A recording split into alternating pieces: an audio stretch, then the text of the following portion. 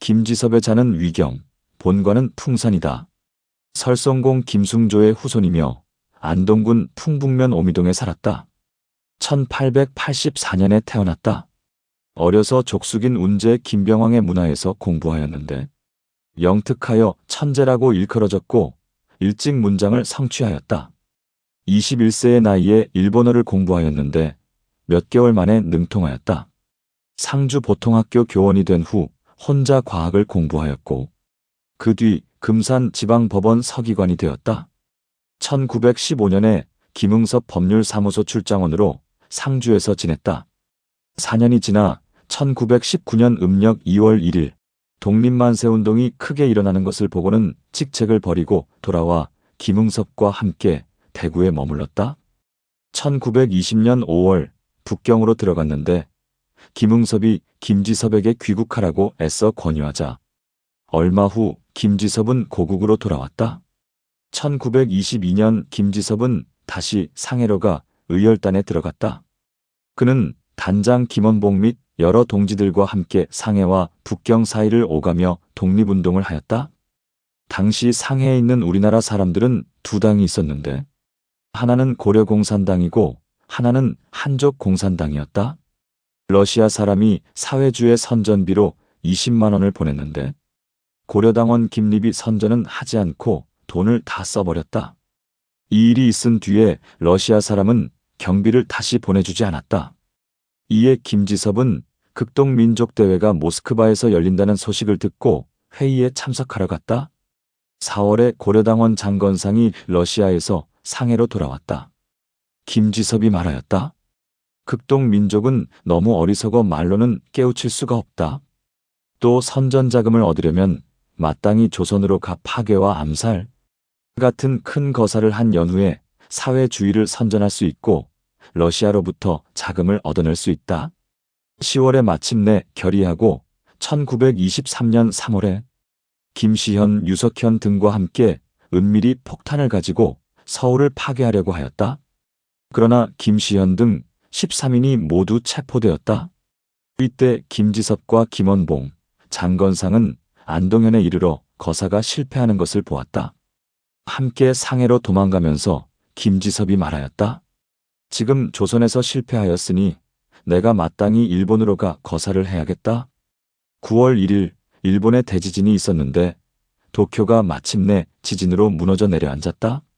일본인은 우리나라 사람을 의심하여 우리 동포 4천여 명을 학살하였다.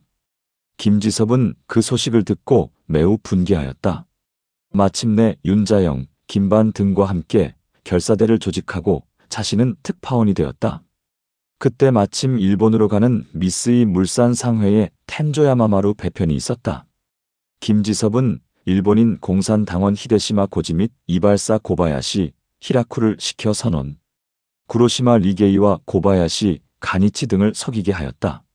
일본 코카인을 수입해 중국으로 가져오면 그 이득이 10배이니 서로 함께 나눕시다. 구로시마 리게이가 그렇게 하기로 하였다. 이에 김지섭은 작은 폭탄 3개와 나카무라, 히코타로라는 명함 30장을 가지고 고바야시, 히라쿠와 함께 텐조야마마루 배에 승선하였다.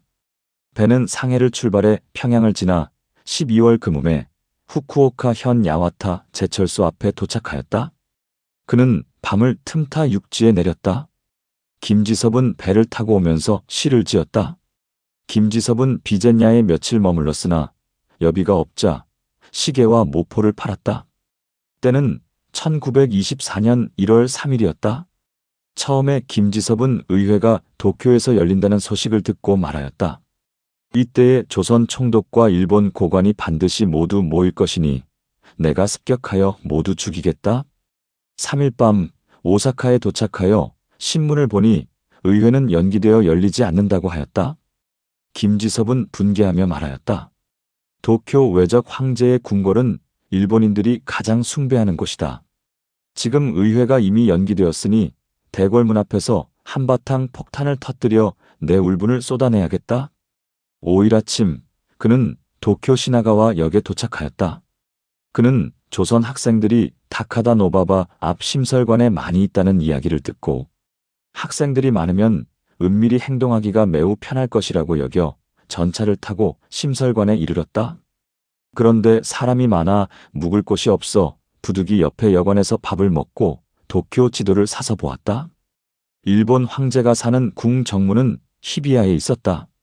날이 저물자 김지섭은 니주바시 사쿠라다몬에 도착하였다.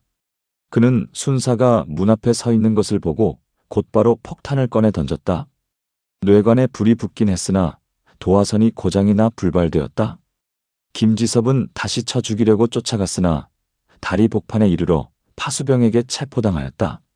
그의 몸을 수색하였지만 아무것도 없었고 다만 주머니 속에 동전 셋입만 있었다. 8월 9일에 공판이 열렸다. 직업을 묻자 김지섭이 말하였다. 나의 직업은 독립단 혁명사이다. 그대가 말하는 직업이 생활을 위해 하는 것이 아닌가? 대장부가 이 세상에서 어찌 먹고 살려고 하는 일에 만족하겠는가? 내가 독립운동을 하는 이유는 일본이 우리를 핍박하고 모욕했기 때문이다. 나는 이 한 몸 바쳐 독립을 위해 희생할 것이다. 총독부 판사 백윤화에게 1만 원을 협박해서 얻은 것이 아닌가? 그것은 당연히 받아야 할 것이지 협박한 것이 아니다. 2차 공판에서 김지섭은 일본의 학정을 거론하며 한바탕 통렬한 논의를 하였다.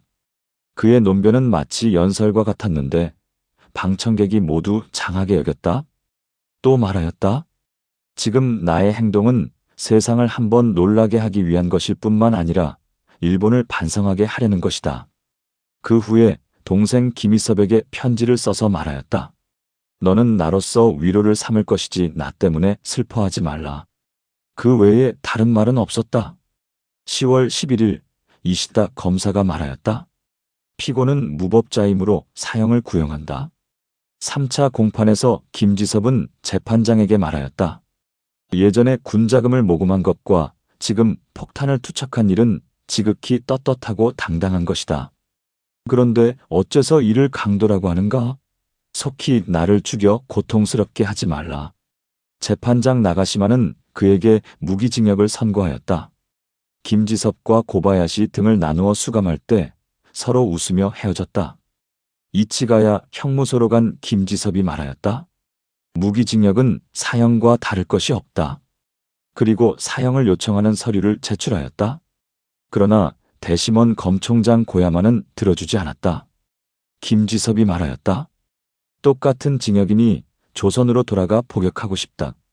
그리고 변호사 후세 다츠시로 하여금 법무부 행영국 대리국장 마츠이에게 청하도록 하였다. 마츠이는 고야마를 만났으나 고야마가 또 들어주지 않고 마침내 치바로 옮겼다. 김지섭은 크게 성을 냈고 이 때문에 당국을 공격하였다. 그리하여 또 일본은 그를 홋카이도 강구 형무소로 옮기려고 하였다. 1926년 가을 다이쇼가 죽고 쇼와가 왕위에 오르자 대사면이 있었다.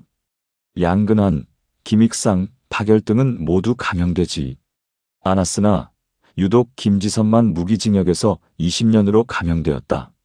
1928년 정월 금음 김지섭은 세상을 떠났다. 이때 친척 아우인 김구현이 도쿄에 있었는데 하루는 간수가 김구현을 불러 김지섭의 시신을 인도하였다. 그러나 김구현은 시신에 상처가 있는 것을 보고 병으로 죽은 것 같지 않았기 때문에 시신을 받지 않고 대구로 전보를 쳤다.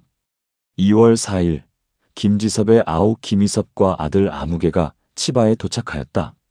형관이 유골이 담긴 봉투 하나를 그에게 주며 말하였다. 이것은 김지섭을 화장하고 남은 죄이다. 김희섭이 봉투를 받아 부산에 도착하니 청년회가 오칠한 관을 갖추고 명정의 고 추강 김지섭의 관이라고 써서 맞이하였다. 당시 모인 남녀노소 대략 만여 명이 모두 크게 곡을 하고 싶었으나 일본인이 금하여 곡을 하지 못하였고 다만 여학생들 중에 통곡하는 이가 있었다. 김해에 도착하자 또 청년회에서 오칠한 관을 갖추어 장사를 지내려 하였으나 그러지 못하였고 또 곡을 금하였으나 우는 여학생들이 있었다. 대구와 안동에 도착하여 만여 명에 모인 사람들이 또한 감히 곡을 하지 못하였다. 곡을 하는 이들은 다만 여학생들 뿐이었다. 7일에 풍산에 도착했는데 마침 장날이었다. 일본인이 또 곡을 금지하였으나 온 시장 사람들이 모두 목 놓아 크게 곡을 하였다. 그 소리가 마치 10,000마리의 소가 울부짖는 것과 같았다. 어떤 이가 비단 한 피를 부조하였는데 이때부터 수레에 싣고 집에 도착하였다. 장사 지낼 때에 조문글과 조문객 등을 일체 금하였고 다만 집안 사람과 경찰 약간만이 참석하여 집 뒷산 어느 언덕에 장사 지냈다. 봉분을 하지 않고 평평하게 무덤을 하였으니 이 역시 일본인이 그렇게 한 것이다. 애초에 감금된 자는 의례 일을 해야 했으나 김지섭은 감금되어 있는 동안 일을 하지 않고 날마다 독서하였다. 매번 이 때문에 구타를 당하였다. 이에 갑자기 죽으니 모두들 이를 의심하였다. 김지섭은 아들이 없었는데 김이섭의 아들 아무개가 대를 이었다. 살피건대 비록 일본 황제가 사는 궁궐 정문에 폭탄을 터뜨렸지만 순사에게 폭탄을 던진 것은 아니었다. 안타깝도다. 김지섭은 어찌하여 황제에게 던지지 못하고 순사에게 던지게 되었는가. 게다가 폭탄을 던졌으나 제대로 맞추질 못하고 도리어 욕을 당하였는가. 김지섭의 말을 살펴보면 김지섭은 말하였다. 내가 마땅히 대궐문 앞에 폭탄을 던져 내 울분을 펼칠 것이다. 김지섭이 황제에게 던지지 못하고 순사에게 폭탄을 던지게 된 까닭은 가슴 가득한 울분의 피가 큰 물줄기를 막고 있는 것 같아서 한 번에 터져 육지에 퍼지면 급격하게 곧바로 쏟아져 모래나 돌을 분간할 겨를도 없었던 것이 아니겠는가. 김지섭은 소장부가 아니거늘 어찌 구구한 순사를 죽이는 것으로 목적을 삼았겠는가.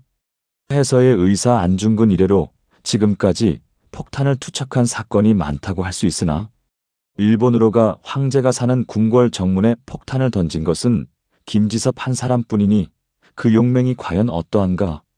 처음에 김지섭이 비전야에 며칠 머물면서 여비가 없어 시계와 모포를 팔아 밥을 먹었다. 후에 체포될 때 주머니 속에는 동전 3개뿐이었다. 황제에게 폭탄을 던지지 못하고 순사에게 폭탄을 던진 것은 황제를 겁내고 순사를 쉽게 생각해서가 아니다. 이것은 여비가 궁하여 차분하게 거사를 도모할 수 없었기 때문이 아닌가. 김지섭이 만약 여비가 넉넉하여 다시 차분하게 거사를 도모했다면 나카오카 고니치를 위해 하라 타카시를 죽일 수 있었고 남바 다이스케를 위해 섭정을 죽일 수도 있었을 것이다. 그러나 도쿄에서 의회가 연기되어 기약이 없었고 여비 100원도 이미 다 써버린 상태였다. 대장부가 큰일을 하는 처음에 자본이 없어 뜻을 이루지 못했으니 이른바 돈이라는 것은 도대체 무슨 물건인가.